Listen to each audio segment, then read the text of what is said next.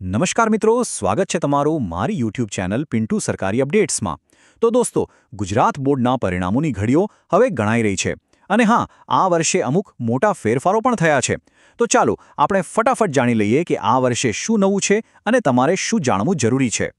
તો અત્યારે દરેક વિદ્યાર્થી અને એમના વાલીઓના મનમાં સૌથી મોટો સવાલ એક જ છે કે ભાઈ ધોરણ 10 અને 12 બોર્ડનું રિઝલ્ટ આવશે ક્યારે? બધા આતુરતાથી રાહ જોઈ રહ્યા છે, બરાબર ને? તો ચાલો એનો જવાબ પણ જાણી લઈએ। રિઝલ્ટ આવી રહ્યું છે મે મહિનાના પહેલા અઠવાડિયામાં। જી હા, ગુજરાત બોર્ડ દ્વારા ધોરણ 10 અને 12નું પરિણામ મે મહિનાના ફર્સ્ટ વીકમાં જાહેર થવાની પૂરેપૂરી શક્યતા છે। અત્યારે બોર્ડમાં ગુણ ચકાસણી અને ડેટા એન્ટ્રીનું કામ લગભગ પૂરું થવા આવ્યું છે। પણ દોસ્તો, વાત ખાલી રિઝલ્ટની તારીખની નથી। આ વર્ષે માર્કશીટમાં પણ એક મોટો અને બહુ જ મહત્વનો ટેકનોલોજીકલ ફેરફાર કરવામાં આવ્યો છે। તો ચાલો જોઈએ કે આ વર્ષે એવું તો નવું શું છે? તો આ વર્ષનો સૌથી મોટો ટેકનોલોજીકલ અપડેટ એ છે કે હવે તમારી માર્કશીટ પર એક QR કોડ હશે। આ ફેરફાર પાછળનો મુખ્ય હેતુ એ છે કે માર્કશીટને વધુ સિક્યોર બનાવી શકાય અને એનું ઓનલાઈન વેરિફિકેશન એકદમ સહેલું અને ફાસ્ટ થઈ જાય। જુઓ, આ નવો નિયમ તમારી સુવિધા માટે જ છે। માધ્યમિક અને ઉચ્ચતર માધ્યમિક બોર્ડ દરેક માર્કશીટ પર જે આ QR કોડ લગાવશે એનાથી એ વધુ સુરક્ષિત તો બનશે જ, પણ ભવિષ્યમાં એની ચકાસણી કરવી પણ બહુ જ આસાન થઈ જશે। તો આ QR કોડ સિસ્ટમથી ફાયદા શું થશે? ચાલો સમજીએ। પહેલી વાત તો એ કે વિદ્યાર્થીઓ માટે વેરિફિકેશન ફટાફટ થઈ જશે।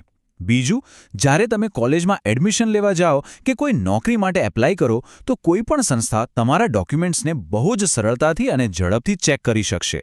અને સૌથી અગત્યની વાત, આ QR કોડ સીધો બોર્ડના સર્વર સાથે લિંક હશે, એટલે એમાં કોઈ છેડછાડ થવાની શક્યતા જ નથી। હવે એક મજેદાર વાત, શું તમે ક્યારેય વિચાર્યું છે કે તમે જે પેપર લખીને આવો છો એનું રિઝલ્ટ બને છે કેવી રીતે? ચાલો આજે આપણે પડદા પાછળની આખી પ્રોસેસ પર એક નજર કરીએ કે તમારી ઉત્તરવહીની સફર કેવી હોય છે। આ આખી સફર છે ને, બહુ જ વ્યવસ્થિત અને સિક્યોર હોય છે।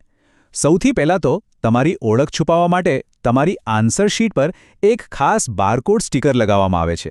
પછી એ ચેક થવા માટે મૂલ્યાંકન કેન્દ્રોમાં જાય છે। ત્યાં તમારા માર્ક્સની એન્ટ્રી તમારા નામથી નહીં પણ પેલા બારકોડ નંબરથી થાય છે। આ બધો જ ડેટા એક ખાસ સોફ્ટવેરમાં નાખવામાં આવે છે, જે આપોઆપ તમારું રિઝલ્ટ તૈયાર કરે છે। અને છેલ્લે રિઝલ્ટના દિવસે તમારા સીટ નંબરને બારકોડ સાથે મેચ કરીને તમારું પરિણામ ઓનલાઈન જાહેર કરી દેવાય છે। ઓકે, તો ચાલો આ બધી માહિતીને અંતમાં ફટાફટ એકવાર રિવાઇઝ કરી લઈએ। કયા મુખ્ય મુદ્દાઓ છે જે તમારે ખાસ ધ્યાનમાં રાખવાના છે? બસ આ 3 વાત મગજમાં રાખજો। પહેલું, રિઝલ્ટ મે મહિનાના પહેલા અઠવાડિયામાં આવવાની પૂરી શક્યતા છે। બીજું, આ વર્ષથી બધી જ માર્કશીટ પર એક નવો QR કોડ હશે। અને ત્રીજું, આ કોડથી તમે તમારી માર્કશીટનું ઇન્સ્ટન્ટ અને સિક્યોર ઓનલાઈન વેરિફિકેશન કરી શકશો।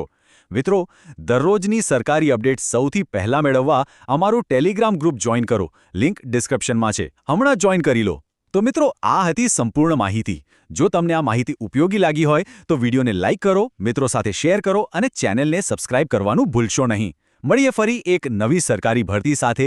જય હિન્દ, જય ગુજરાત।